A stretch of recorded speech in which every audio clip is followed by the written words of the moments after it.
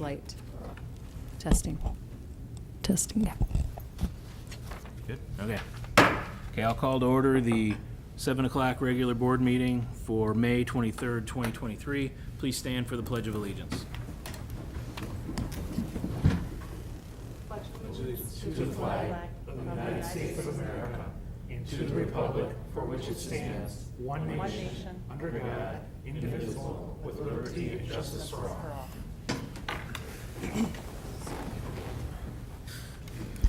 Our mission statement is Learning for Life. Our vision statement is Southgate Community Schools, the best choice for students and parents. Brings us to D, which is the approval of the agenda. Mr. President, I'd like to make a motion to approve the agenda as presented. Okay, I have a motion by Dr. Pomponio. Is there support? Support by Ms. Angel. Any discussion? All right. Seeing none, I'll call for the vote. All in favor, say aye. Aye. Any opposed? Okay, we have an agenda. First thing on that agenda is presentations, K-12 math curriculum proposal. So we are going to use a presentation, the projector as well as the screen. So Okay. wherever you want to sit to be able to Will see we- that. Are we going to be in the way? No, I think you'll be okay. Follow slides. Be okay? Yeah.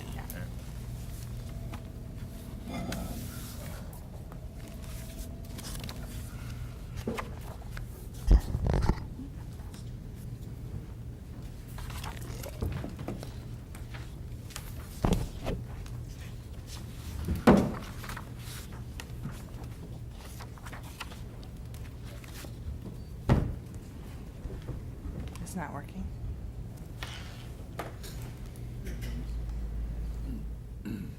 Here, Andy. Did you take it out? Andy, did you take it out? Okay. All right, good evening. I'm excited to be here today to talk math with you all, especially big ideas math. So I'm going to kind of go through the process of our curriculum review, talk about the different choices, and then come back and focus on the choice that we ultimately came down to. First of all, why? Why curriculum review? Why right now? In 2019-2020, there was a 5-year curriculum plan put in place. K-12 math as well as K-5 literacy were up for curriculum review this year. If you look at the slide, you will see that our academic data, the top bars are our achievement scores, and those have remained pretty stagnant. I don't think I've seen another school district with parallel lines like that before. The lower one is our growth, and that's a little more concerning because you can see in general a lot of the lines are trending down. And finally, another reason why we need to do the curriculum review is looking at our current programming. Our district relies on professional compliance with state standards, and we use varied free support such as the Eureka math curriculum at the elementary level, the Wayne State University math units at the high school level, and we use purchased workbooks from the Glencoe Middle School math at the middle school. We do not have a K-12 aligned comprehensive math curriculum. So the committee got together. This started way back in the fall. We brought the curriculum committee together. We had 4 principals, 4 secondary teachers, 4 elementary teachers, and one of our ELL teachers represented the committee. When we came together the first time, we looked at a lot of different things. We came up with 4 main goals. We wanted a rigorous yet differentiated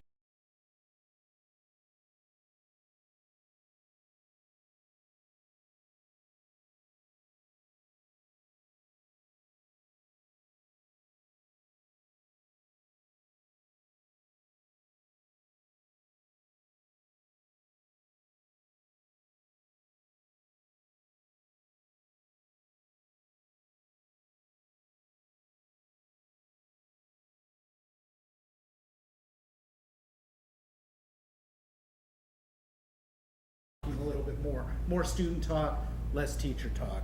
And then finally, we wanted an online platform that is able to integrate with our current technology infrastructure. So when the committee got together, our first meeting, we talked internally. We talked about what we have going on right now. We looked at data. We looked at what teachers were doing across the district, and what we found, especially at the elementary level, is that there was not a lot of consistency between the elementary schools in terms of their instructional activities at the same grade levels. We looked at academic data like what I showed you up there, and we even dug deeper into some of those pieces of data. We looked at a large number of program options before looking at just a few for detailed examination. The secondary committee members really came down to Big Ideas Math from the jump. They just liked the platform, they liked the program, they liked the consistency from 6th grade all the way to 12th grade, including getting into the higher ed classes like statistics and calculus and the like. While at the elementary, the elementary committee ultimately chose from 3 options: illustrative math, Big Ideas Math, and Go Math. The elementary committee, because we were not as unified, we evaluated additional materials, met with representatives from those companies, and then we kind of surveyed everybody to gauge their opinions. The final decision was to select Big Ideas Math, and it was based on the perspective of committee members, the need for coherence, and then Kate.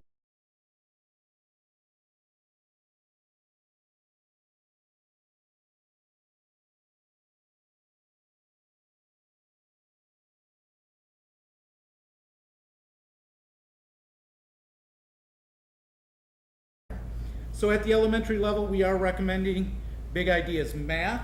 We believe that it emphasizes the conceptual understanding and problem solving with numbers and operations. Well, I'm a little bit behind. We like that it provides real world context for application and critical thinking skills, some of those inquiry based, as well as providing differentiated instructional resources for diverse learning needs. And coming out of the pandemic, that third bullet point is a crucial one, because you have some students that had very little disruption to their education, while you have other students that had massive disruptions to their learning. So the need for differentiated instruction to meet the needs of learners at all different levels is a critical one, especially at the elementary. At the secondary level, our secondary teachers, excited is not even the word. I mean, it's beyond excited to talk about Big Ideas because of a lot of the same reasons. That consistency from 6th grade through Algebra 2 and geometry into the higher ed of like a pre-calc, a calculus, statistics is a very, very important feature that we haven't had at the high school level before. Again, there's a lot of differentiated instructional resources that not only cater to the students' diverse learning needs, but it also helps prepare them for the digital future. Right here I have a comparative review of the 3 elementary programs. There are about the domains of mathematics instructions. We're talking numbers and operations, measurement, geometry, algebraic thinking, and so on and so forth. This gives you an idea of where the publishers fell for each of the criteria.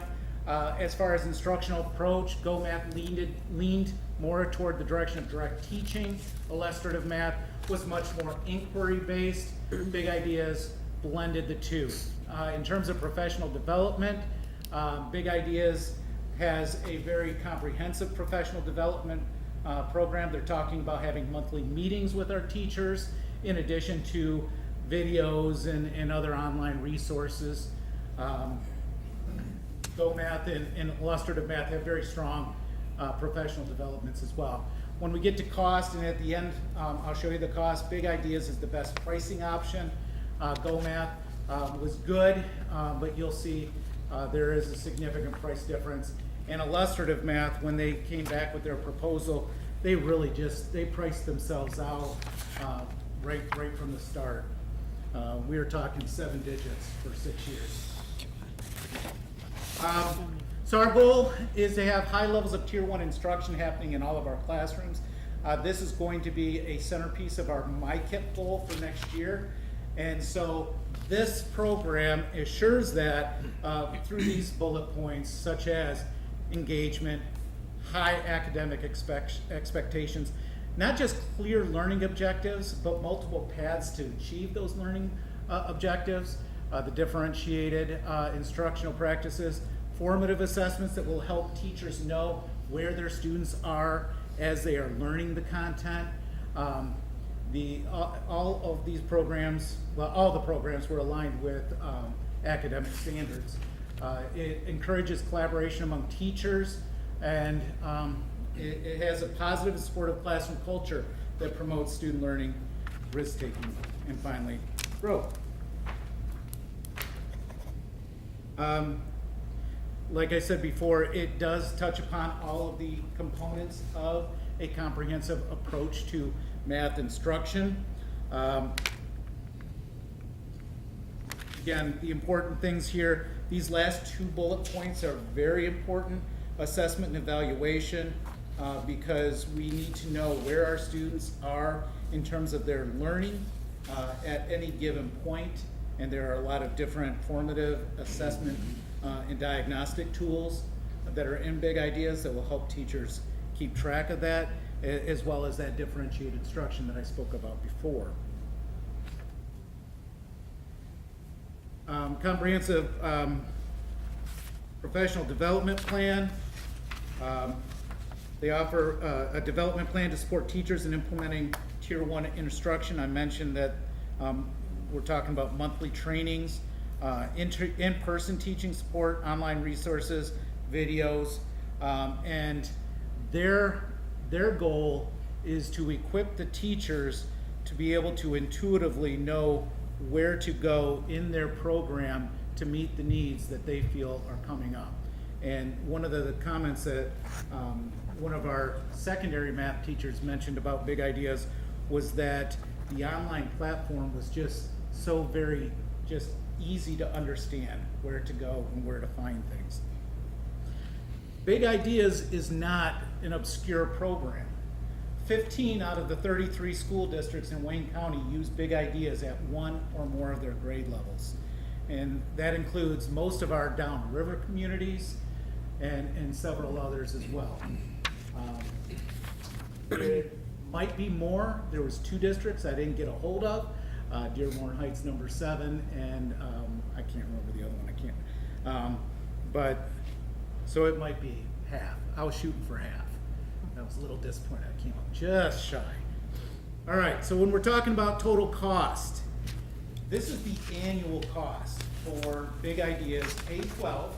That means that Big Ideas unified from kindergarten through 12th grade. And to give you an idea how important that is, when I came to Southgate schools, I'm kind of embarrassed to say this, but at the same time, it proves my point. When I came to Southgate schools, and a kid came up to me and asked me for help on their math, and they were talking about number bonds. Like, what is a number bond? Now, had the student used factor trees that I'm familiar with, I'd have been on it. But I was embarrassed because I had this elementary student asking me what a number bond. I hadn't heard that phrase.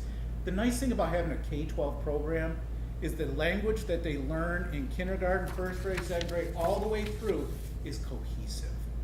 And we have not had that in Southgate. This is a huge, huge thing. Big Ideas, all they do is math. They don't do science. They don't do social studies. All they do is math. And that's why you'll see it reflected. I mean, if we go back, 15 out of 33 school districts use it for a reason. Huron had it at the high school. They just adopted it at their middle school last night. Illustrative math and Big Ideas math. So we're looking at what it would look like if we had illustrative math K-5, Big Ideas math 6-12, And if you multiply those figures by 5 or 6 years, depending on whether it's a 5 or 6 year agreement, you can see the significant difference in cost. As much as I like illustrative math, it priced itself out, and we have to be protective of district dollars as well as, in addition to looking at effective programming. The step down from illustrative to big ideas is not significant. Go Math, which is also a really strong program, was slightly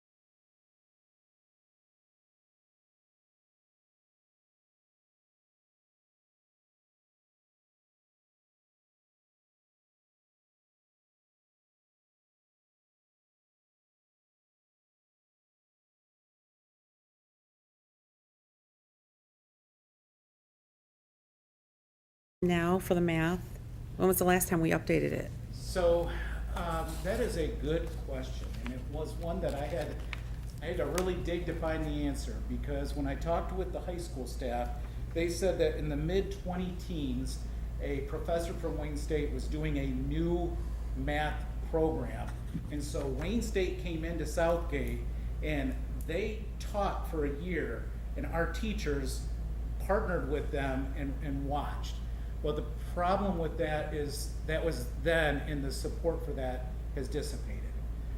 So if we're talking about programming, that's the most recent program that I'm aware of at the high school level. At the middle school level, they use a product called Glencoe.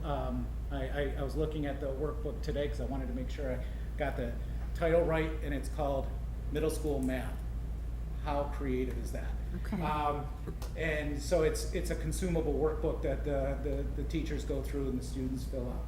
At the elementary, we're using Eureka Math, which is a free curriculum. So then the teachers go and they print the digital handouts that are online. And from what I was told, there was not a lot of training when that was implemented. And so we have a lot of different implementation levels at the different schools. Was that McGraw-Hill material? Is that- Eureka is New York engaged.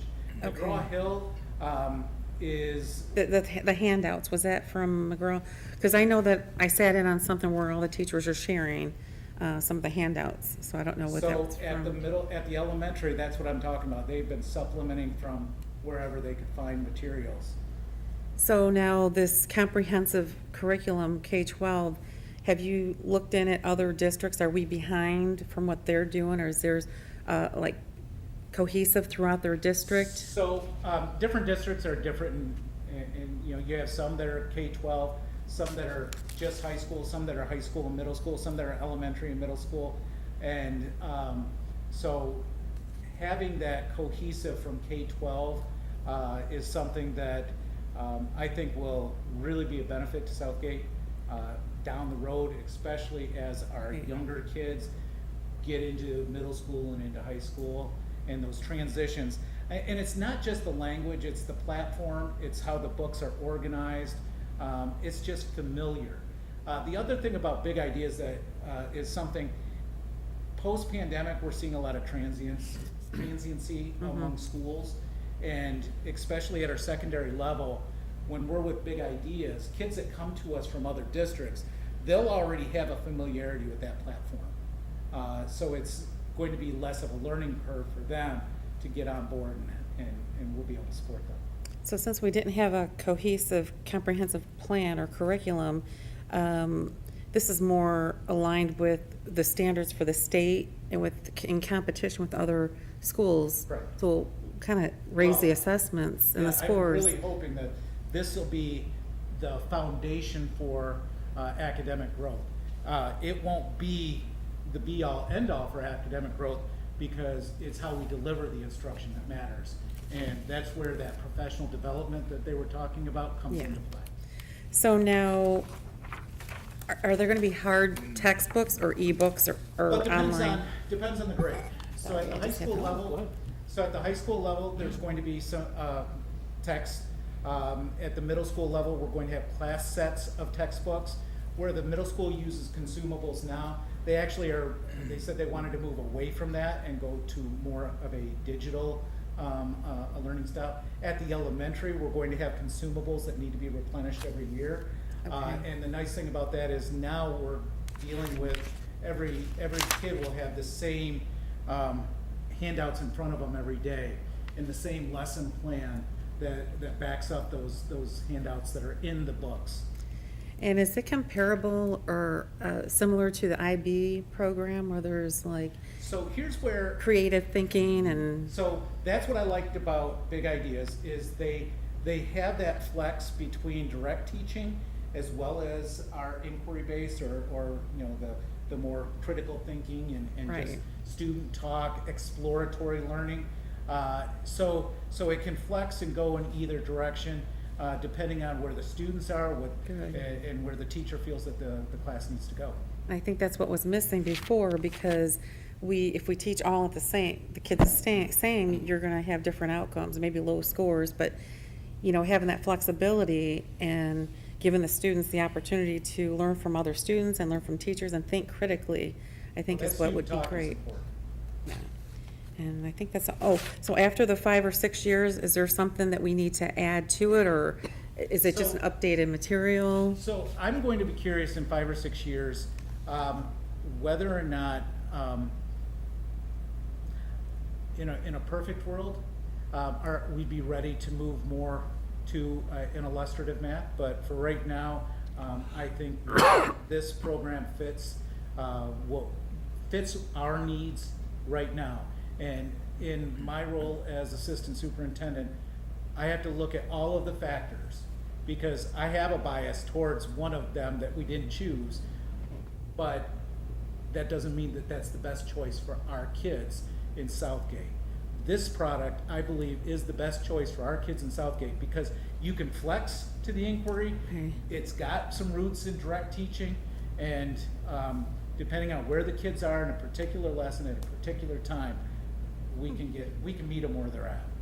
So with the students, for our district and the teachers, it would be a smooth transition with the flex from where we are right now. Right, so Okay. I think that with any new program, there's going to be a learning curve as you get used to the new platform and things like that. But right now, our elementary teachers, they have no digital platform other than going to the internet and finding the lesson and then printing the handouts that go with that. I could make the same statement for our middle school K-12. I mean, it's like we have all of these outputs, but we don't have the skeleton that holds it all together. Right, right. Thank you, I appreciate it. Yes, you said that the team, you had 4 secondary teachers. Was anybody from the middle school on that team? So we had 2 middle school Okay. and 2, actually, we had 3 high school. I misspoke because we had 1 from Asher as well. So Okay. we had 5 secondary, not 4. Okay. And how does this line up with NWEA? So with NWEA, there are diagnostics and big ideas that line up with NWEA, but we were looking more at our M-steps when we were looking at, because M-step is, it's the curriculum-based assessment rather than the norm-based assessment. That being said, we'll still be able to use the NWEA data to attack specific skill gaps or even challenge kids that might be needing an extra academic challenge. Okay. Is there data that shows positive outcomes in these other districts that have been using this? And do we know how long that they've been using this? How old is this program? So there's different dates depending on the program. Like secondary, that program started in 2022. We are looking at an elementary program that has its roots in the 2022 model, but is being updated in 2024. But that being said, the author of these programs is the same and has been the same. So the core of it is just changing as technology changes, as demands change and things like that. So, and I'll give you an example. We're seeing more online student activities than we did 5-6 years ago, because way more students are one-to-one with their Chromebooks now. I would definitely say that best practice would say that once you have an aligned curriculum, you will see, research will show that performance will go up, no matter what that curriculum is, if it's aligned K-12. As far as whether or not this particular program will bring us the academic outcomes that we're hoping for, we hope to take that step by aligning. Set the foundation for it. We definitely see districts that also take academics very seriously, choosing this as a best option. So if we looked at raw data that other districts are achieving at that, the level that they're applying it, I think that that would show us that the curriculum has the potential, and really our responsibility is how we deliver that.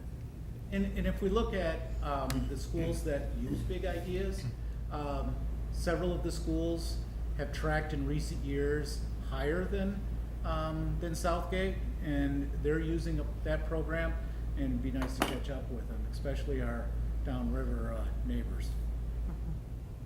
To piggyback on that, the data that you said that you saw with the other schools, was there that kind of data that showed what it was before they had that, or did they have it for a while? Okay. Yeah, that's what I kind of wanted to see too. Because I don't know their adoption years. Right. I also do want to say that we have an opportunity to use illustrative math in a very small segment at IB as a supplement to the Big Ideas math that we'll pilot a bit this year to see how that fits. It's very reasonably available to us for a very minor subscription cost, because it's all digital. So it'll be a supplement, and we get a chance to see what the impact of illustrative math is as well. Okay. So I got one for you. This is, I'll probably get laughed at by my teaching colleagues up here.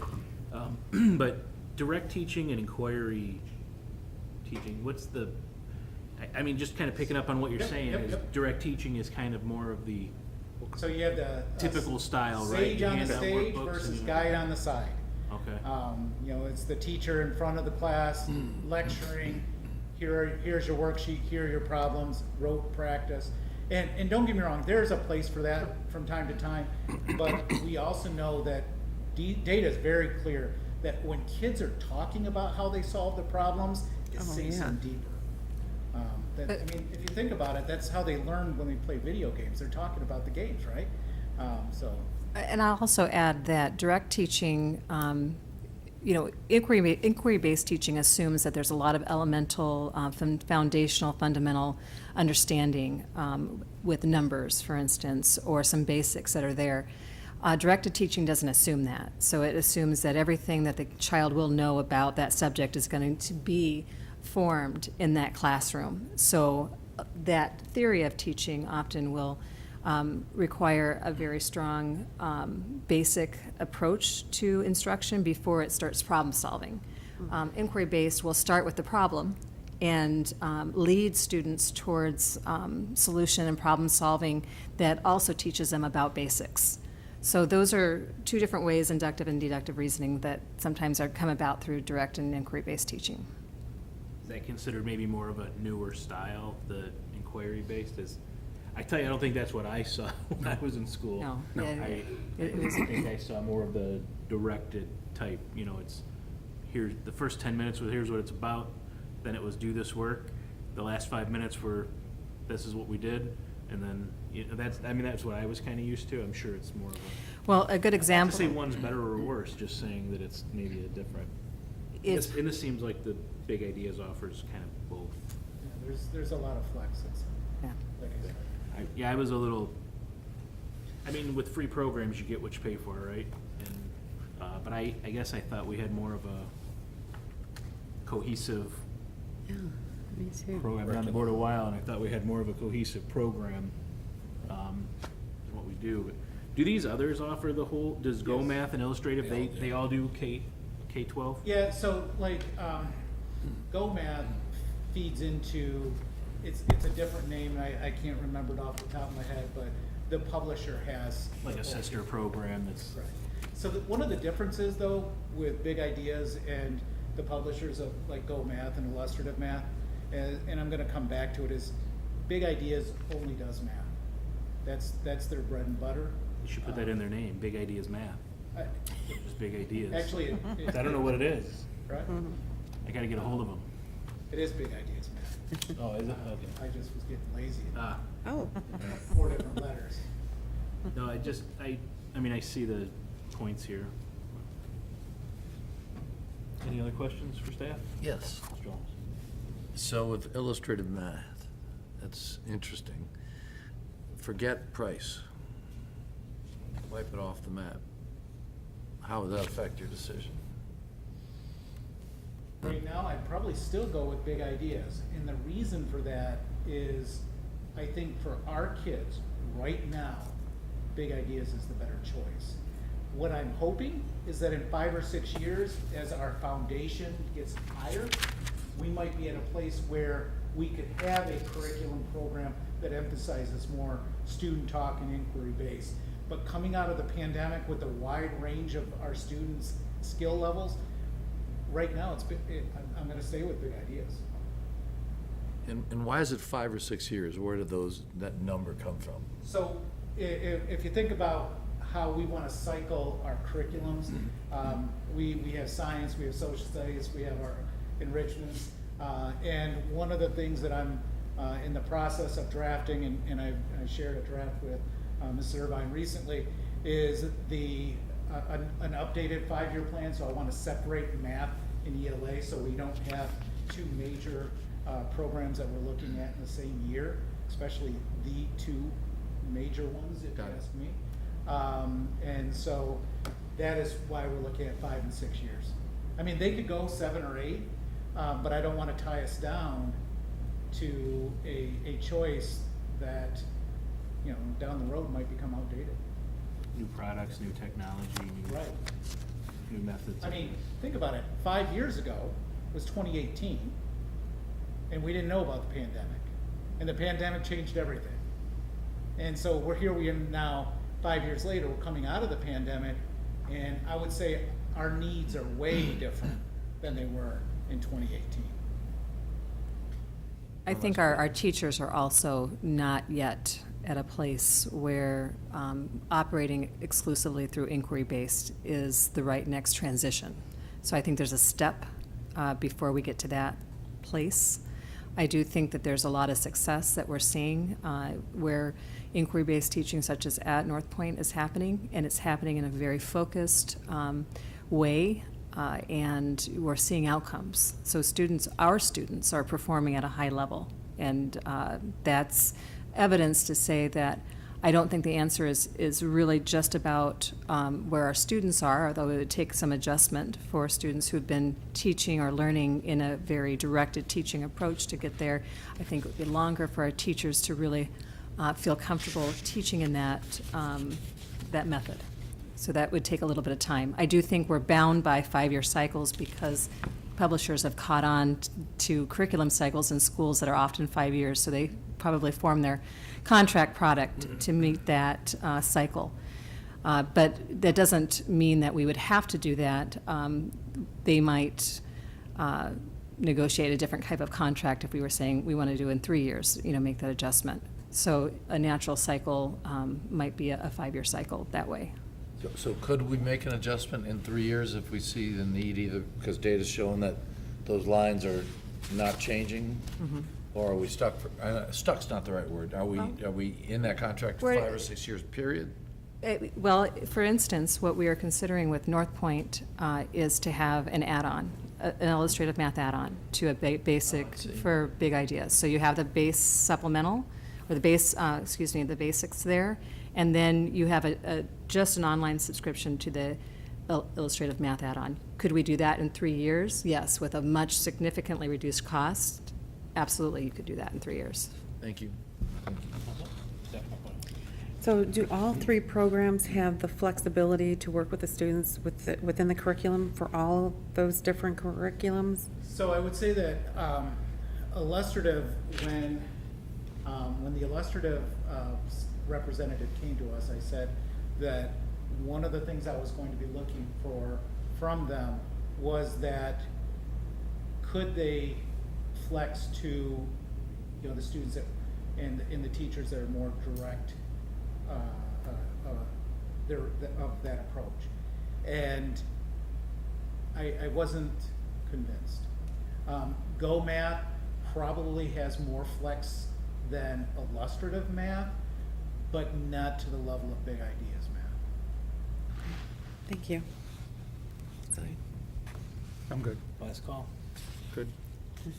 All right, just one last question on the data question from Ms. Angel. Is there any data either in these 15 school districts, previous slides, that shows that their investments in these, and their implementation of these work? Or move those straight lines, or whatever their line started at, is there a change? So I can tell you that there have not been any significant declines. You know, I will say that things got kind of dicey for everybody in those pandemic years, especially that first year we were back.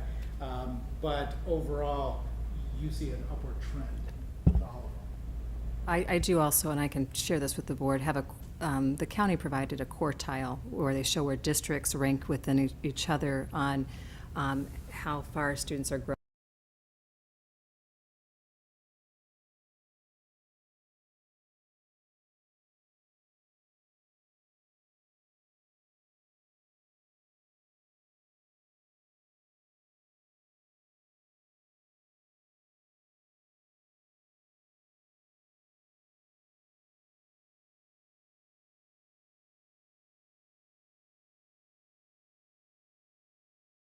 About how these districts are comparing. And we can make assumptions that curriculum is tied into some of that. But those are, of course, just assumptions without a closer look at that. Thank you. And I think it would make sense to have whether 1 year is a good cycle, some kind of review, not just based on here, we did this, we invested in these programs, here's how it affects NWEA, but more importantly than that, maybe even hear from our staff and our parents about how that's, what they witnessed and what their experience was. So I think that would be a very constructive way to assess the success of this investment, unless you think otherwise. No, I think that we are always accountable to that. I do think there are some platform aspects of the elementary that may tier some of the start for the elementary side Sure. a bit, because they're coming out with a 2024 product. We're going to get a chance to experience that. There are going to be some kinks, so we may have some groups of teachers that are going to dive very quickly all the way in with full implementation, very reasonably calculated to bring the best success. Yeah, the 1 year was entirely arbitrary, Yeah. so whatever is appropriate. That was gonna be one of my questions, I guess, more general across all what's a typical time of when you would expect, I guess if you're managing our expectations, when should we expect some results from this shiny new car we're buying? Okay, so if I can be, you know, like, the answer I'd love to give is within 2 years. I would say that given the state of our current, where we're at right now, it might be 3 years. The grades I would pay close attention to, especially, are those elementary grades, and then track those cohorts as they go up and kind of compare them to the cohorts that are above them. Do you follow what I'm saying? I do, I mean, logically thinking about this, it's hard to see benefit. Now that you're saying it, I'm seeing it, right? Okay, so we're gonna start talking this language in K-5, right? We're gonna start talking this language in K-6, but we're not gonna get the benefit of the language Yeah, the cohesiveness. for 10, 12 years, right? To some degree? Right. It's not gonna, it's not gonna matriculate throughout K through 12 until that time, because each year is a new year, you're right. Aligning language is one strategy for improving performance. The other is having a teaching staff who has had professional development and who's has a comprehensive program that they're implementing. Sure. So I do think, and especially for new teachers who are coming in. Right now, we don't really have a product to provide to new teachers when they come in. And if we don't have that, we rely very heavily on some school of hard knocks on how to get kids from point A to point B. They figured out themselves. But as we are getting to the point where we're seeing new teachers come in and our veteran teachers who are very competent and can make sense of materials that lie in multiple different places online free. That's not true for new teachers, and as we see more new teachers come in, it becomes even more critical that we have something that we provide to them. I do think once you have aligned curriculum, and I think that once you have comprehensive supports and curriculum, I think you're actually going to see gains faster than if you were relying exclusively on longitudinal experiences in language. Yeah, that might take 5 years to really see the impact of that, but having comprehensive supports and resources available, I think you're going to see that very quickly. But even after 2 or 3 years, kids that have been in the same system for 2 or 3 years, they become accustomed to it. So that's why, like that language issue is not a 10-year issue. It's a 2 or 3 year issue. With new programs, usually you see a bump the first year, kind of a regression a little bit the second year. By third, fourth, fifth, you start seeing it go up because teachers get more comfortable with it. And now they're like, oh, I don't need to spend so much time on direct instruction. I got this. I know a couple tricks that I've learned through some professional development, other teachers, to skip through some things and get to inquiry faster. So we're going to see probably a jump, a little bit of a dip maybe, or a little stagnant, but then we're going to start to see it when more people catch on. The students are going to catch on to the lingo, to how everything is working, and then we can target those students. To piggyback on that, one thing that my partner Katura and I have been talking about is moving forward, our professional development budget has to be specifically aligned to our continuous improvement goals. And so we're looking to use more professional development dollars on curriculum refreshed training so that we can catch new teachers, catch teachers that transfer from one position to another, and to build on skills that have already been established. What we see with curriculum adoptions in a lot of places is there's a huge professional development crash course that first year, and then a lot less the second year. And by the third or fourth year, there's not much professional development. But we're looking to keep that professional development ongoing so that the teachers are at the top of their game at all times. Does this offer professional development updates and things from that particular company? So yeah, that's the nice thing is they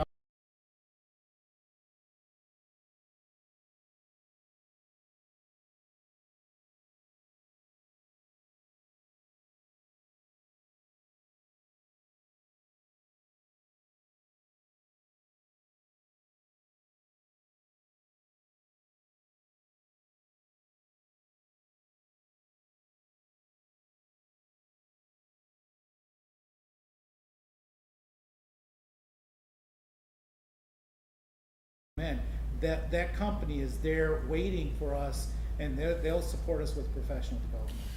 The other thing that is a blessing and a curse with this online digital subscription era is you don't get to just get the textbook and put it on the shelf and then keep it for 20 years and then just keep going back to it. You have the cost every year because you are subscribing to a product, and that product does, it updates and upgrades itself. So every year when you're reaching in to collect your subscription for that year and access it, they've already made all the adjustments. So it does force the company to stay very current and relevant in what they're offering, and then gives teachers an opportunity and staff for updates and professional development happening real time. That's good. Okay. All right, thank you very much. All right, thank you. Thank you. Move on to Yes. I did here, the elementary ELA. Yes, and I think Andy covered a lot of the information already. Get a lot of the basics out of the way. Right. Just want to see as many questions. You're welcome. Oh, that Andy. Sorry. I Sorry, know. in Oh, you're this talking- area, I'm known as Andrew. Thought you were talking So about, this is the inquiry-based part of the whole thing, right? Because he did the direct teaching stuff. Now- Right. So let's go, yeah, make this fun. Good analogy, Rick. So tonight I have the honor of presenting to you on collaborative literacy program, in the Learning and Being a Writer. It is a program that we had an opportunity to observe in action and felt very confident that it would be able to support our students in our district. And I'll get into more greater detail as we move forward. First, I'll tell you a little bit about the team. So I had an amazing team, a very dedicated team, promptly beginning in October to discuss a number of things, starting with what do we have? What is our curriculum that we currently are using to be able to provide literacy instruction to our students? We talked about what worked well with it and what was not quite going so well with it. And so the team was made up of 8 classroom teachers, 2 principals, a reading specialist, an instructional coach, and ESL teacher, with a number of people represented. So as Andy shared with you, this is actually a very similar slide that he had, is our goal for next year is to ensure that we are having high levels of Tier 1 instruction happening in all of our classrooms. So that means providing our students with a program that provides high levels of engagement for students, engaging them in the process, promoting consistently high expectations for students, providing clear learning objectives so students know when and where they are in the learning cycle, offering differentiated instruction to meet all the needs of the learners, using formative assessment data to be able to make decisions about how we help students to achieve and to grow, having good instructional materials available to be able to support literacy instruction in our district, encouraging collaboration. This is a big piece here. Encouraging collaboration amongst our teachers and building professional learning communities where we're talking about professional practice. And then fostering a positive and supportive classroom culture that promotes student learning, risk-taking, and growth. So, why? What does the data show? Well, based upon what's currently happening in our district, page 5, there was an adoption, as Darwin talked about, Dr. Camponio, I'm sorry, That's talked okay. about earlier about was there an adoption of a previous program, and there was. So in the late teens, the district did adopt Wonders. Wonders was adopted, and then it was given to the teachers, and the teachers had the tool, and then they were kind of left to figure it out on their own. So the professional development was a little bit skimpy. So what happened as a result of that was that some teachers took it upon themselves to dive into the tool and to learn it so that they would be able to provide high levels of instruction according to the tool. Some teachers looked at it, they'd already been doing something for years, they were comfortable with it, and they put it back on the shelf. And then for others, they were like, well, I'll just have a hybrid approach. I'll use this tool to be able to do some of my basic foundational instruction in the classroom, but I'm gonna begin supplementing because it's not really meeting the rigor my students need to be able to achieve our grade level content, our Common Core expectations. So if you take a look at the variance here in the data, you'll see that due to that, we have variances between classrooms, we have variances between grade levels, we have variances between schools. You see here our kindergarten, 3rd grade, and 5th grade. These are the written scores for NWEA. You can see this is at winter and where our students are scoring, and it's all over the map.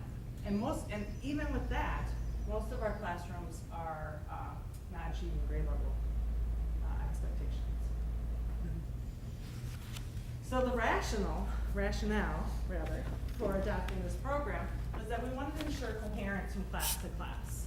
That we had a vertical alignment from K-5, that we had a common language that we were using to be able to talk to our students, to be able to talk to each other, to be able to talk to parents, to ensure that we had common benchmark assessments so that we were assessing our students in common ways so that we could talk about the data and what was happening with our students in the classroom, to be able to plan for a varied instruction. To also just have a common shared knowledge about how we're approaching literacy instruction in our district. And to also, the piece that Andy spoke a lot about, the key, the professional development, ensuring that we have ongoing embedded professional development for our teachers. That comes in a variety of ways. So the process started with, as Andy talked about, the 5-year curriculum map. So Andy and I came in July, we adopted the curriculum map that had been there previously. It said this year, you're to adopt a math program and you're to adopt the ELA program. Okay. So then in the fall, we convened a team. Sent out invitations, inviting anyone who wanted to participate on the team to join in on the fun. We had monthly meetings beginning in October, and really it was a dynamic team. We built relationships, we got to know each other, we developed trust, so that we were able to have conversations about what we were looking at in the best interest of students. We had early access to multiple programs, and so a spreadsheet with logins to a variety of programs were sent out early to all of the team for them to be able to peruse and take a look at. We narrowed the field down to three different programs that had a varied style. So you'll find if you look at curriculum as far as programs in reading and EL literacy, is that you have programs that have like a common approach. So we looked at 3 different programs that had a varied approach. So we looked at the collaborative classroom, and we looked at ARC Core, and we looked at Into Reading, and I'll get into that a little bit more in a moment. We took a deeper dive into all 3 of those tools. We talked about them, we discussed them. We had some school visits where we went out to nearby districts, went into classrooms, observed teachers using the tool in practice, had conversations with those tools, and those curriculum directors locally. We had, based upon our experiences and based upon what we were learning as we were doing our deeper dives, we invited publishers to come back and have conversations with us, offering additional meeting time, FaceTime for teachers to ask questions. We followed up with discourse about the products that we had looked at, and then we came to the big decision, and so that was sent out to the team. They were able to use like a token system to put in as many tokens as they were allotted towards each program to make a decision, and ultimately collaborative classroom was the one that succeeded. We also have plans to reconvene as an implementation team to monitor implementation, so to be able to talk to the teachers, bring them back, get feedback on how things are moving forward. This will continue in the same format as this year, in a monthly meeting format where we're able to discuss what's happening, what are things that are working well, what are things that we need to take a look at. Our lens, through our teamwork, we were able to narrow our lens to 5 areas that we wanted to focus on, and these are in order. So the team really desperately said the district needs to do something about phonics and phonemic awareness. The Wonders Basel that we were using for a number of years was very lacking in that area. We also needed to ensure that we had a core tool that allowed us to be able to provide strong Tier 1 instruction. We needed a tool that also had strength in writing. We were looking for high levels of vocabulary, and we also wanted to ensure that whatever we adopted had professional development available. A comparative analysis of the 3 programs. You can see here that collaborative literacy was high across all areas. Into Reading had medium. It really was just kind of in the middle on everything. And ARC Core, which we also really liked, was medium high to high. Why did we ultimately go with collaborative classroom? And if you're a fan of QR scanning, you have a QR scanner on your phone, you can do some deeper dives yourself by just holding your camera up to each of those, and it will take you into what is being a reader, and it'll take you into what is being a writer. But ultimately we went with it because it has a beautiful blend of both the science of reading and the art of reading literacy. And that it focuses on, as it says in this title, collaborative literacy. It's really about getting your students in small group instruction as quickly as possible so that you can differentiate and meet their needs. The local districts that are using include Riverview, Wyandotte, and Trenton. We had an opportunity to actually observe the collaborative classroom in Riverview, and I've been able to formulate a relationship with Brenda Said, and we've been talking about, getting excited about how are some possible ways that maybe combining some professional development efforts as well with Trenton. Back to the art and science, one of the primary reasons that the team liked this and thought that it would work well was it included the reading and writing skills. The reading and writing were not isolated. Writing was in correlation to reading, so you're reading and you're responding. But it also has explicit writing instruction as well. The other cool thing about Collaborative Classroom is that it spends a time up front helping you to build a classroom that is about literacy, a collaborative classroom, a culture of literacy. It also has this comprehensive approach to the phonics and phonemic awareness. The thing that you hear often talked about recently is the Scarborough role model, and it just shows you, if you take a look at that image, how they are taking the science and the art of reading and then combining them to create skillful readers. And as I shared earlier, one of the key strengths of this program is that it is a collaborative program. It is about getting students to talk to one another, to share ideas. It allows for teachers to provide small group instruction for their students, to be able to differentiate for their needs. And it also has the whole classroom components as well. Another wonderful feature of this program that's going to help out a lot with our tiered instruction is the SIPS program. And I think that was the pivotal selling point for this program, because it had a comprehensive tiered approach to instruction to be able to support our students who are not making adequate gains, so that we can be able to intervene early to be able to support their growth and development towards literacy achievement. And then again, the reading program is correlated to reading and responding, but it also has explicit instruction on helping to support readers become readers and writers, and teaching students the skills necessary to be effective in writing. And then the collaborative piece as well. As Andy shared, it really does, both of these programs that we're suggesting have comprehensive professional development plans. I work with Jeremy's fabulous. So Jeremy is a Collaborative Classroom contact. Collaborative Classroom is a private nonprofit. He is very responsive. And so whatever I need, he's willing to get it together quite quickly. And so, hey, let's create a professional development plan. This is what we need. They're willing to tailor it to our needs. So that's fantastic. Because in the past, I've had people come in to provide professional development to my staff, and you sit down and you have a face-to-face, and you said, this is what I would like, and then that's not what they deliver. He has delivered everything that he said he was going to. Cost effectiveness, this program actually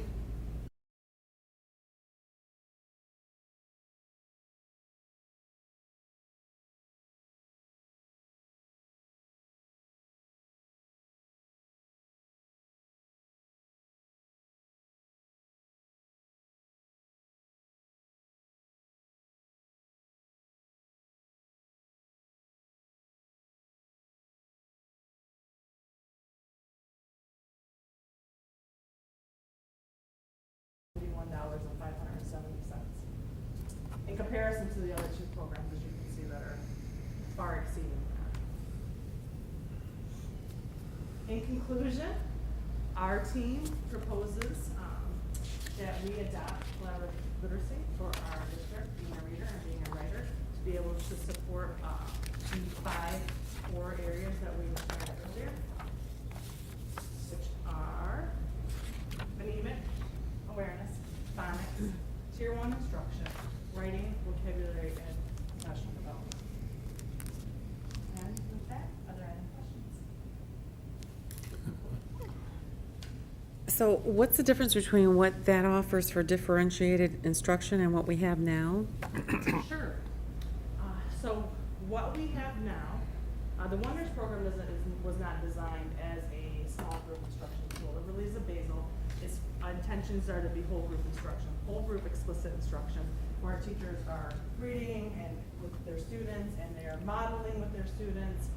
Then students get into activities, they accomplish the activities, and so on and so forth. With this particular model, it has been created with small group instruction in mind. So there's a lot of formative assessment, a lot of data collection to be able to determine where your students are according to the benchmarks, which align with the Common Core state standards, to be able to help the students, put them into the appropriate groupings, flexible groupings, mind you, and be able to support them where they're at. So those students who are going through the tiered approach, they're being assessed on how well they're progressing, and are those on the benchmarks or on different assessments? So with the adoption of this program, we would be using the SIPs to be able to determine once the students are referred to additional supplemental support in the tiers. So at the classroom level, teachers can administer they administer the tier 1 instruction. That is the core instruction that's delivered to all students. From there, they use formative assessment to determine where their students are at, to be able to provide them with right now support. In addition to that, they are able to use their data through the benchmark assessments to be able to start grouping students for additional small group support still within the tier 1 model. In addition to that, teachers can also step it up and still do some tier 2 supports in the classroom. What we're looking at is attempting to use a core program that is going to strengthen their tier 1, which will then diminish the amount of students that we are having to refer for outside services, so that we can be more focused in our tier to support for those particular students rather than dividing our time. So if we have a strong core program and teachers are able to differentiate according to the program in the classroom, we have a early warning system that enables us to know where students are at so that we can meet them where they are right now instead of waiting. Then we can start to look at the data to determine students who need that additional supplementary supports, extra doses of instruction, if you will. Oh, thank you. When we purchased Wonders, we heard that this was going to be kind of like the same type of thing. What mechanisms are in place to ensure that this program is dealt with fidelity?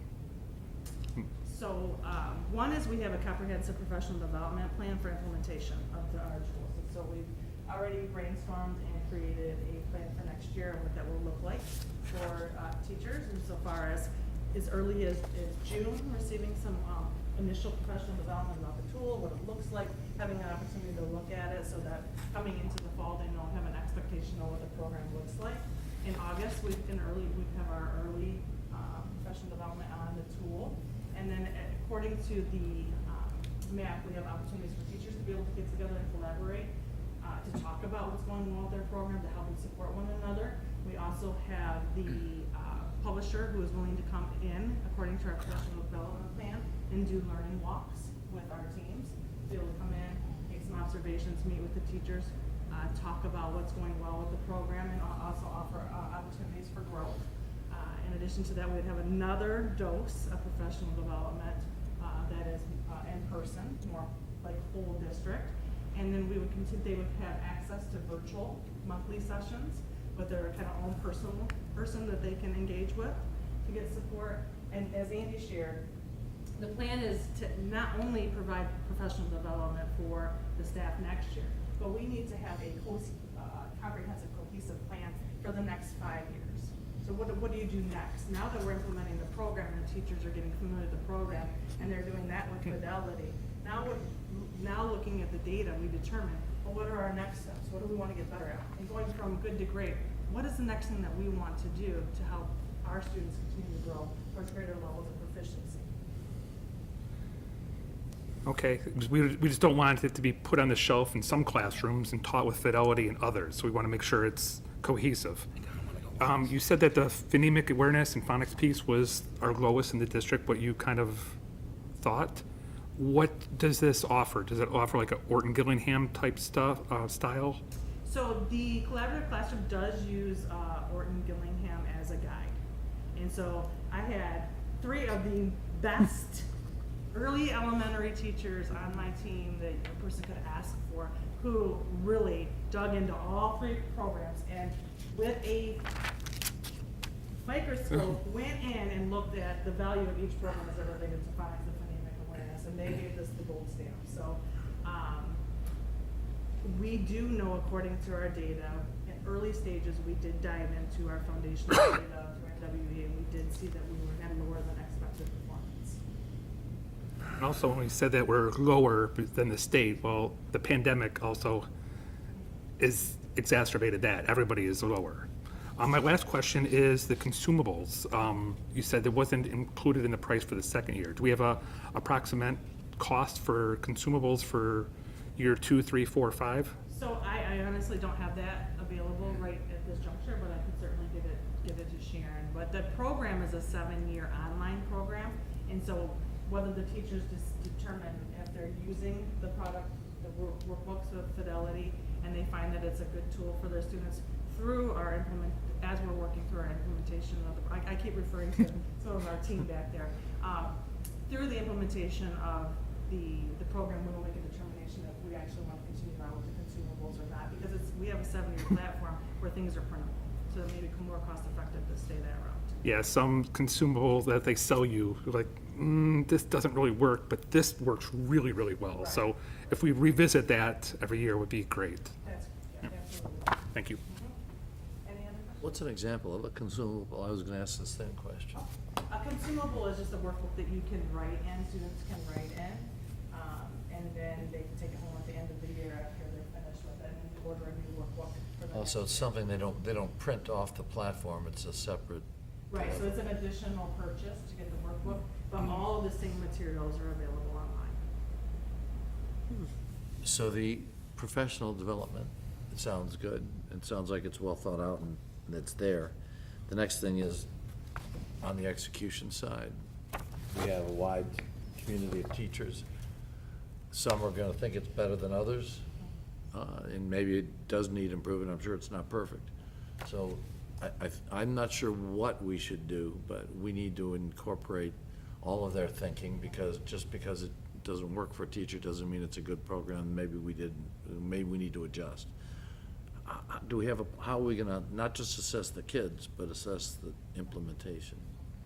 So, because we have representatives from every grade level throughout the district, K-5, in addition to other team members from the instructional coaches that I share, the reading specialists, we have our EL coordinator. So we have many different folks represented in our team, and they are going to be part of the implementation team. I already asked them, and many of them are already excited about being involved in the process. And what the implementation team does is they interact with their team members, they get feedback on the program, they bring it back to the team, and we talk about it. We talk about what's going well, what we need to take a look at, and then we use data, we use the information that's coming, the qualitative data that's coming in, we use the quantitative data, and we adjust if there's a.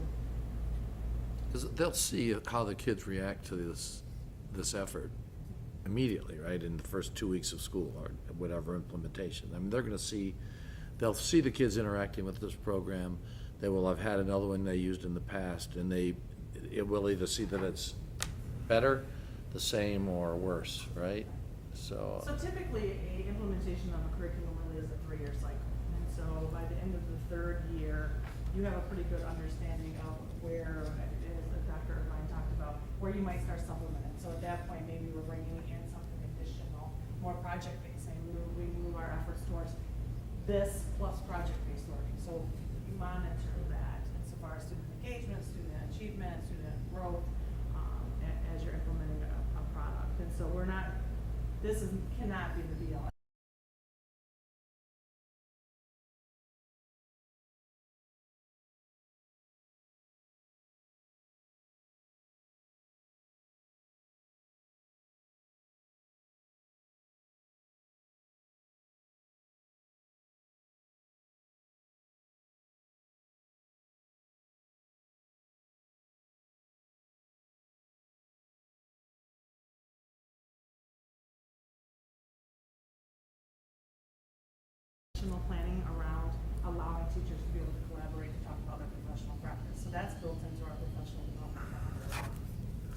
start using it in September? Will we start using this in September? Yes, so the idea is that we would introduce it to the team in June at one of our professional developments. Just an opportunity for them to take a look at it, to see the product, to begin to formulate questions. For our overachievers, they're welcome to take the product home over the summer, but obviously it's not mandatory. Because this is a move towards becoming a learning organization. We're all learning together. It's okay on day one that we don't have mastery of this program.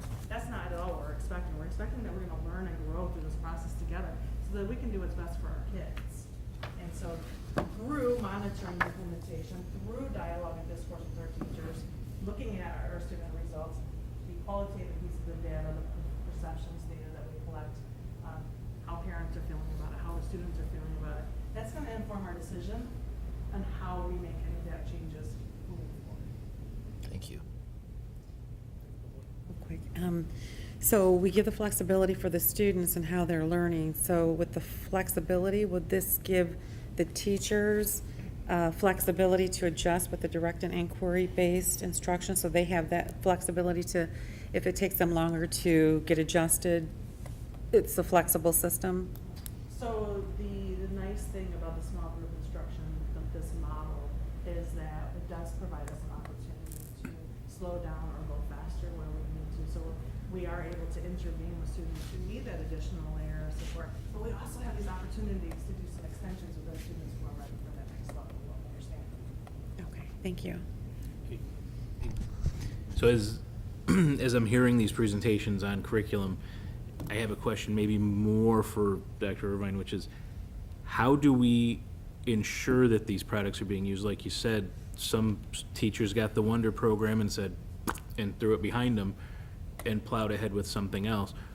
But I don't remember hearing some big rash of reprimands for teachers who took our curriculum that we spent money on and went, nah, I don't need it. I like the way I do it. How do we do that across any of these? Is that, I mean, I don't know. Dr. Irvine, can I share that cool idea that we're gonna put for next year with our instructional rounds with our principals? Yes.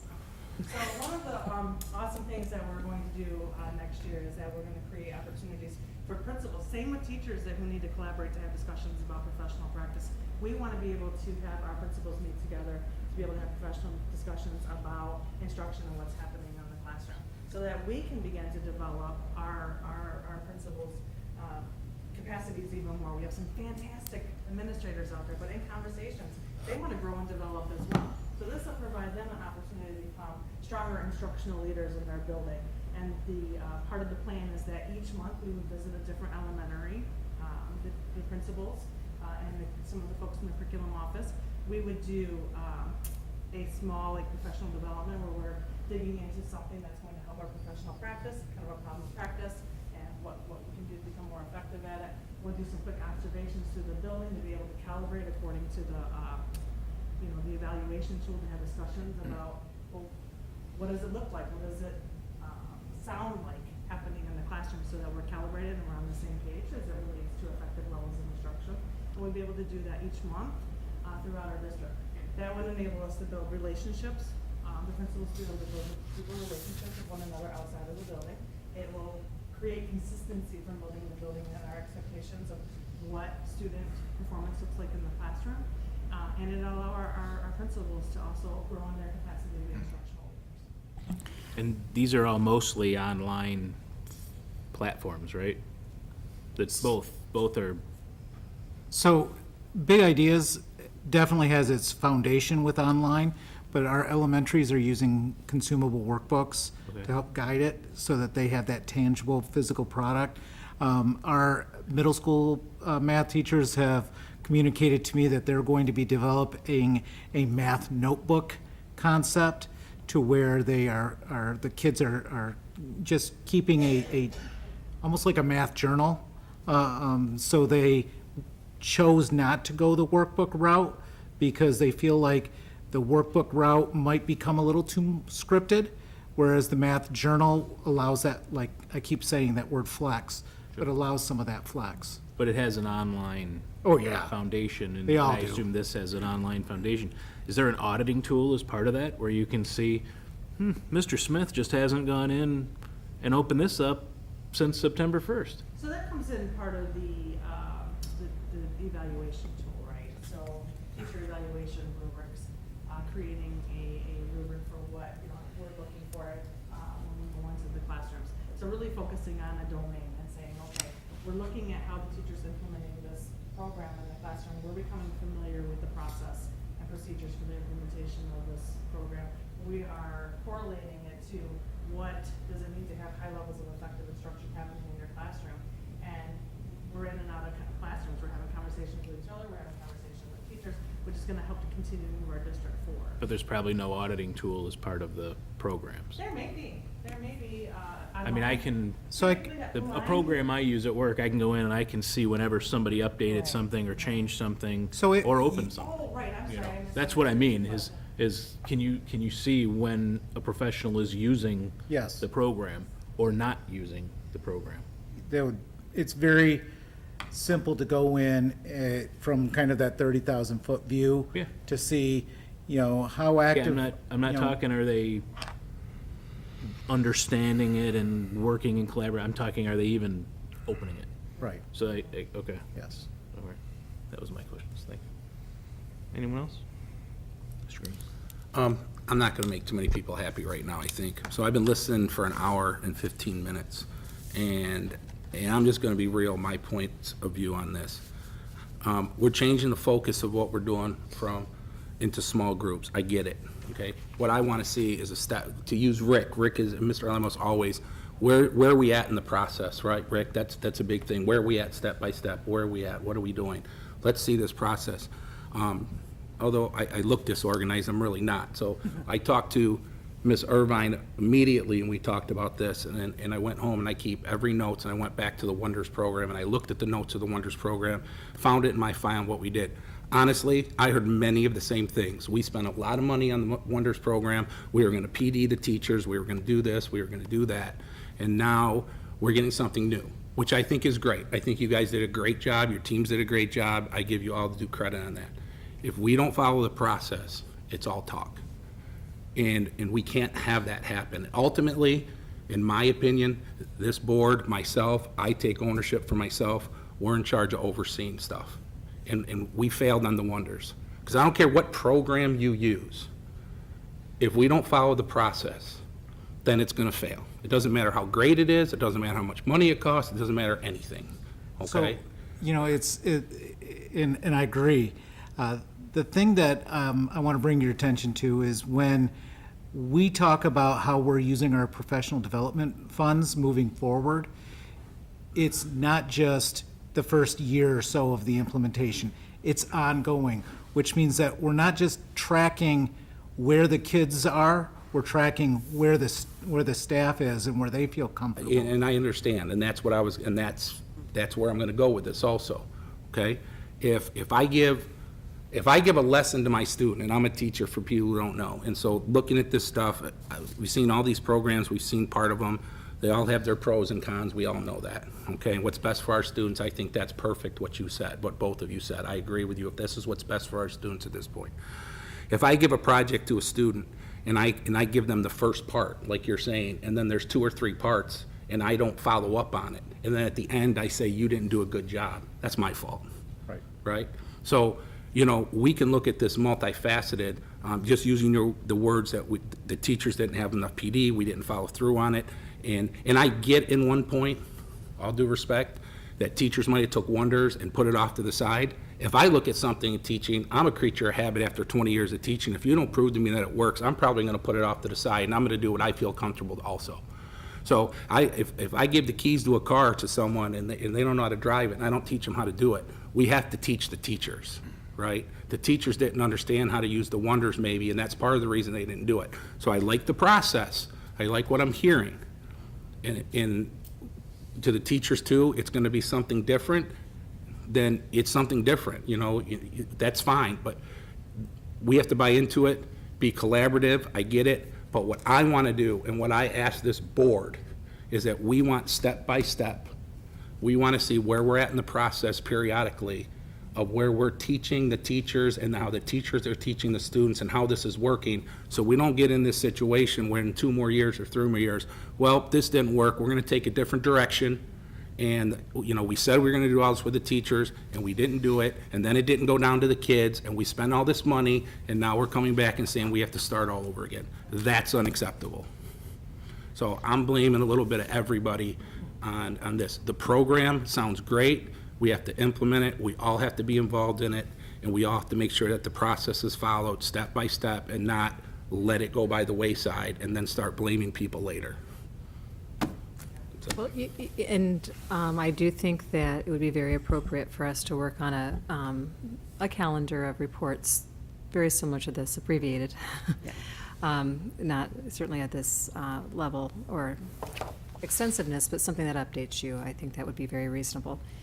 But if we decided that this isn't about blame, isn't about concern, this is really about a 5-year evaluation cycle, where we, every 5 years, look at what is what we're doing working still? Do we need to change paths? And if the committee did see that there were some deficits in the instructional methodology that really needed to be addressed and were addressed better with a different program, I'm just hoping that we look at it not as a responsibility shift, you know, from where that lies, but it's also us updating ourselves. We may be in 5 years saying that there is another product that will get to this part better. That's not what I'm saying. I understand the method. I understand what we're choosing. I understand all that.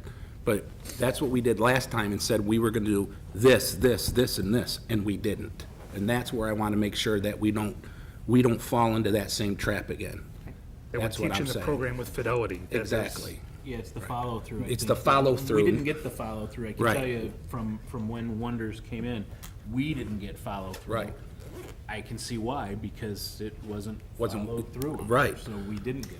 Well, I'd be happy to come and do a report for you. And so I'm saying for me, regularly. on my part, was my point is I'm probably gonna ask more questions than I did last time. That was my fault. Yeah, sure. And I'll take Absolutely. ownership for that, especially as someone who's a teacher and knows how some of these things work. We all have strengths up here, and these are great people, but we all have strengths in this and that, and I should know about curriculum because it's my job, and I didn't do my job following through on that. So I'm gonna be more adamant about it this time. That's my point.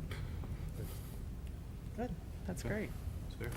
Inspect what we expect. Exactly. All right, seeing no more discussion on that presentation, we'll move on to citizens' comments. Is there anybody who would like to speak?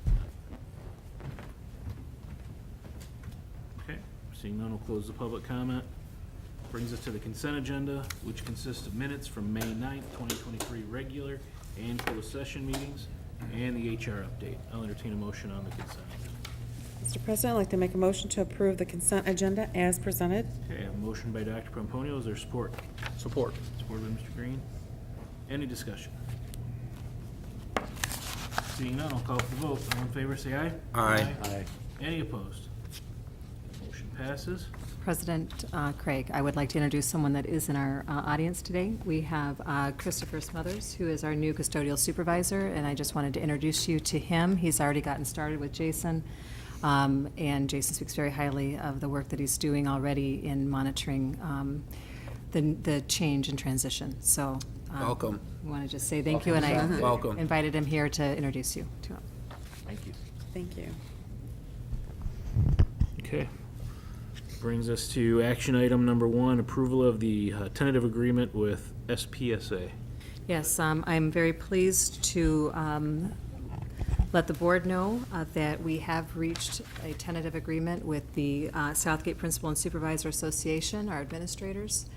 They did ratify this agreement yesterday, and we were able to offer some increases with this tentative agreement, and we're both very pleased, both sides are, with this moving forward. It is a 3-year agreement, so I'd like to present this to the board now for their final vote. Okay. Any questions for staff? Seeing none, bring the discussion back to the table and entertain a motion on action item number 1. Mr. President, I'd like to make a motion to approve the tentative agreement with the Southgate Principals and Supervisors Association as presented. Okay, I have a motion by Dr. Pomponio. Is there support? Support. Supported by Mr. Green. Any discussion? Seeing none, I'll call for the vote. All in favor, say aye. Aye. Any opposed? That motion passes. And action item number 2, approval of the tentative agreement with SSEPA, not to be confused with. Yes, thank you. I am also pleased to say we've reached a tentative agreement with SSEPA, which is the Southgate Special Education Paraprofessional Association. Similarly, it is a 3-year agreement that starts at the beginning of the next year. We are able to offer some increases associated with that. Both sides are very pleased with the outcome, and they did ratify their contract, or excuse me, their tentative agreement on Friday. And so we'd like to present this for your approval tonight. Okay. Any questions for staff? All right. Seeing none, I'll entertain a motion on action item number 2. Mr. President, I'd like to make a motion to approve the tentative agreement with the Southgate Special Education Paraprofessional Association as presented. Okay, motion by Dr. Pomponio. Is there support? Support. Supported by Ms. Angel. Any discussion? Seeing none, I'll call for the vote. All in favor, say aye. Aye. Any opposed? That motion passes. Action item number 3, approval of the K-12 math curriculum adoption. I think we've, I think we have enough more. We have all the questions. No, nothing else? said. Can I hide? I think it's been said. You're dismissed. All right. No questions for staff, I'll presume, or no more questions for staff, anyway. I'll entertain a motion on action item number 3. Mr. President, I'd like to make a motion to approve the K-12 math curriculum as presented. Okay, I have a motion by Dr. Pomponio. Is there support? Support. Supported by Mr. Green. Any discussion? It's thoroughly beat to death. All right. Call for the vote. All in favor, say aye. Aye. Any opposed? That motion passes. Action item number 4, approval of the elementary ELA curriculum adoption. Same thing, thing. right? All right. I'll entertain a motion on action item number 4. Mr. President, I'd like to make a motion to approve the elementary ELA curriculum as presented. Okay, motion by Dr. Pomponio. Is there support? Come on, guys. Support. Supported by Mr. Green. Any discussion? Seeing none, I'll call for the vote. All in favor, say aye. Aye. Any opposed? That motion passes. Action item number 5, approval of the delegation of Southgate Board of Education vote for the Wayne Risa Board election. Yes, so we do have, there are 2 candidates that are running for the 2 open recess seats, Mary Blackman and Danielle Funderburg. You had an opportunity to see their biographies.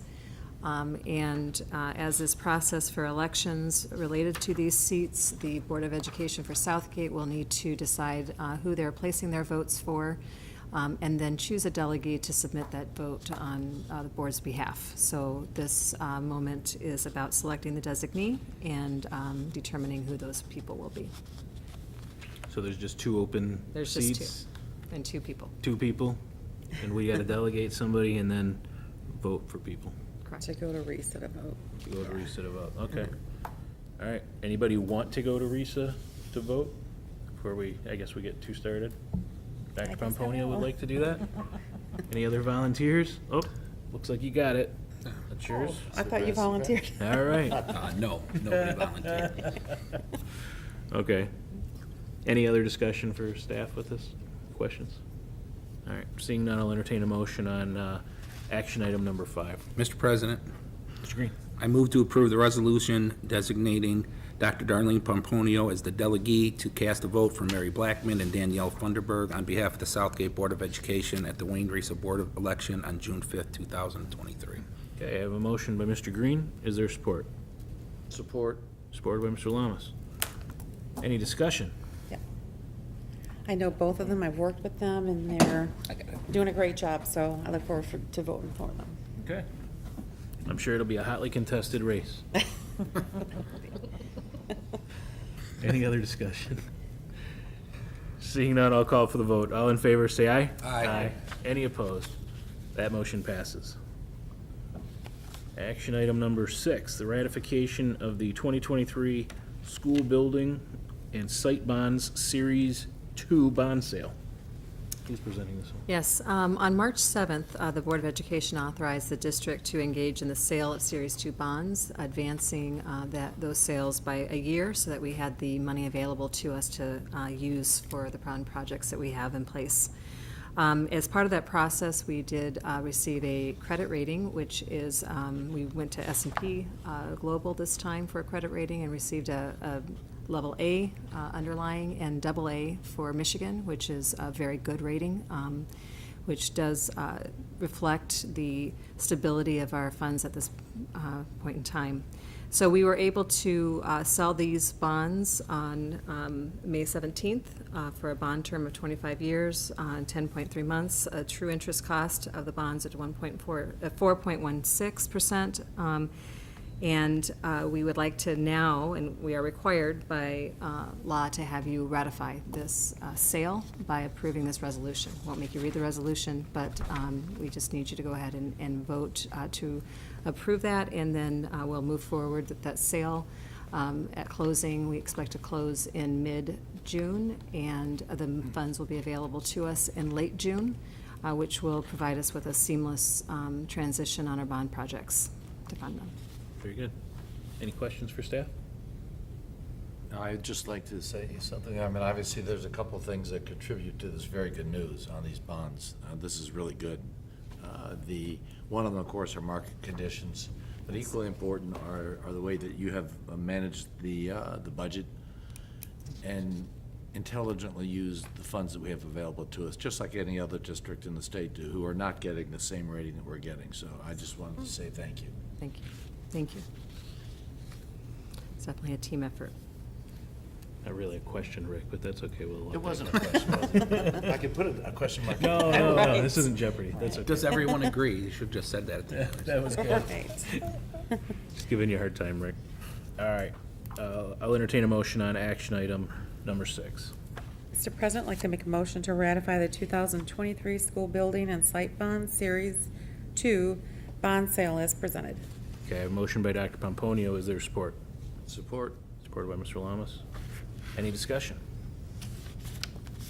All right, seeing none, I'll call for the vote. All in favor, say aye. Aye. Any opposed? That motion passes. Action item number 7, approval of the bid award for summer 2023 electrical services. Mr. Kent's here to show us this. Good evening. Evening.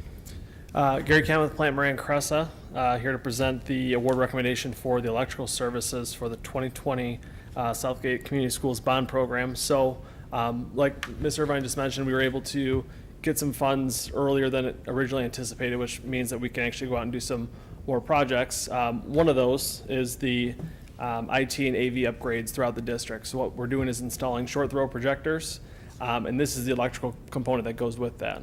So essentially what the contractor is going to do is go in, remove the existing electrical, and install new electrical wire molding and conduit associated with the new electrical throughout the 4 school buildings listed. On April 11th, we issued the construction documents publicly to the local newspaper and to the state-required website. On May 3rd, we received sealed bids. They were opened. We did post-bid interviews with the firms and had internal review meetings with the district and TMP. Upon conclusion, we were recommending Decima, I might be butchering that, but that's the company's name, for the project, for the award amount of $68,187, pending final contract negotiations with the district's legal counsel. We're recommending a $10,000 project contingency, bringing the total award amount up to $78,187. On the next page, you'll see the budget breakdown. So originally, when we had put the bond together, we had only anticipated doing these upgrades at 3 of the buildings, Anderson, Allen, and Grogan. The good news is that the bids for all 4 of the buildings came in under what we had originally budgeted by the amount of $18,611. Once you add in the contingency and then back out, since we're not using a construction manager for that, so we're saving 10% of the total project cost, The total savings for this project is $25,971. That's assuming that we're going to use all the contingency. If there's any unused contingency, we will obviously return that to the district. The third thing included in this award recommendation is the proposal from Decima LLC, which outlines their project approach and the staff that will be on this project. Any questions regarding this award recommendation? Do you have the bid summary for the others? didn't We see- do not, the only other bid we received was from Douglas Electric, who's doing the electrical over at the signage for the marquee and the Anderson Monument sign. So we only got the 2 bids on this? Correct. How close was Douglas on it? Was it? They were pretty close. It was within, I want to say $5,000. I can send over the bid summary. Have you worked with this? Yeah, they actually did work with the district for the summer '22 renovations.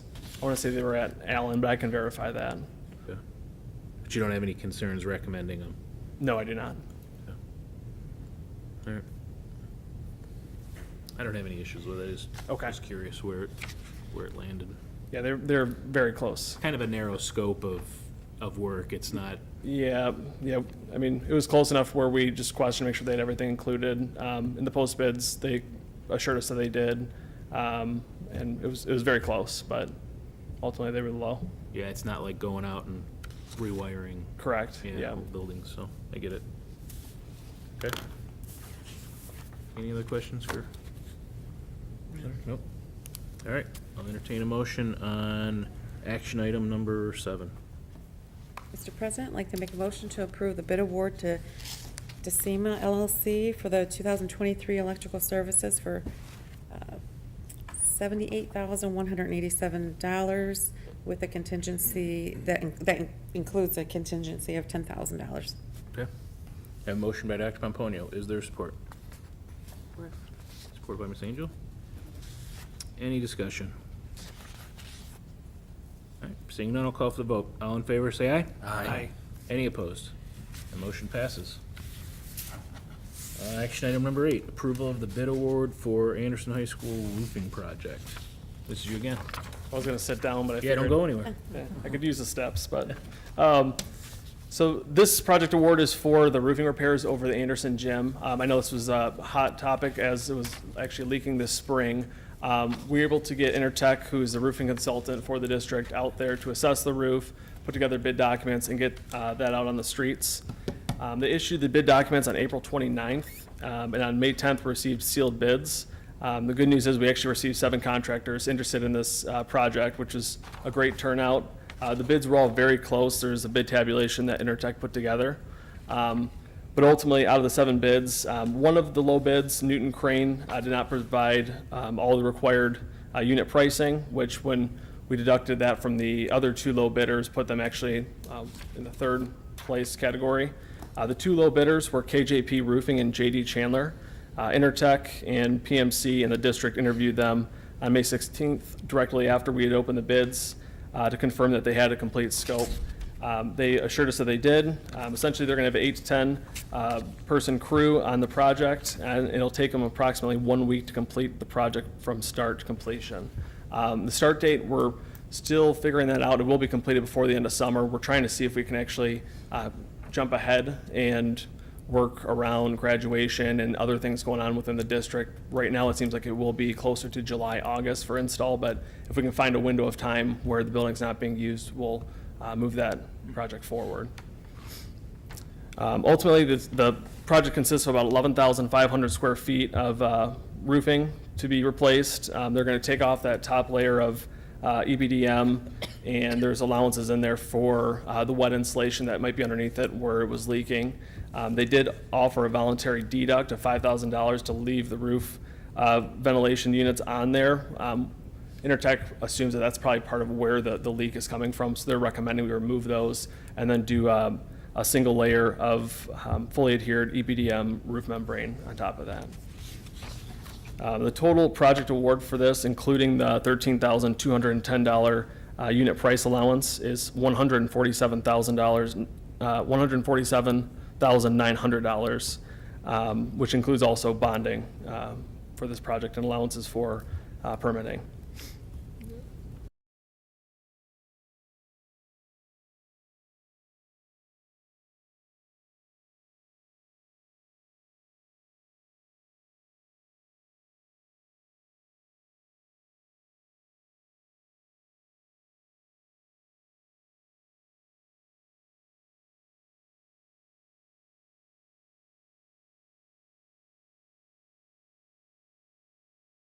We went directly to a roofing consultant at 2% to save that 4%. Another way we're saving money is by working directly with the district and not using a CM on this, which is saving us 10%. So it adds up pretty quickly. Obviously, this is one of the smaller roofs, but when we look at the whole roofing program for the Series 2 and when we go into a sinking fund, it will save a lot of money. So correct, we're just hiring Intertech directly through the district to design and bid this out.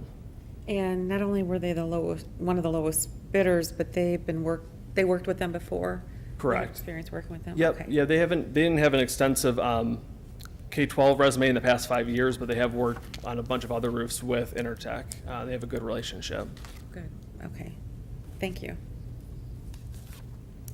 Is a lot of this work what we talked about, I want to say a couple of months ago when we did the roofing evaluation, like over the gym? And That's exactly what That's what got we this talked moving. about. Correct. Moving the Series 2 bonds up, I guess it's all coming back to me now, kind of like. Yep. Yeah, and I think there was a question too about warranty. It is a 20-year warranty for the new roof. It's also got a 30-year design on the seams and let's see, what is it? They cover most of the penetrations. Yeah, seams and penetrations and detailing, so it's a pretty good warranty. Yeah, it's substantial. Yeah, if anything were to come up, we would notice it pretty much right away and it'd be all covered, so. Sure. You said 30-year warranty? Or is it- 20-year Oh, 20, warranty, but okay. it's a design for a 30-year Okay. on the seams and I wrote it down here. It's got to be most of the penetrations. Yeah, and- penetration, seams, and detailing, so, Okay, thank you. yeah. Okay. Any questions? All right, thank you. Seeing none, I'll entertain a motion on action item number 8. Mr. President, Green. I move to approve the bid award to KJP Roofing for a total project cost not to exceed $147,900 as presented. Okay, I have a motion by Mr. Green. Is there support? Support. Supported by Dr. Pomponio. Any discussion? Seeing none, I'll call for vote. All in favor, say aye. Aye. Any opposed? That motion passes.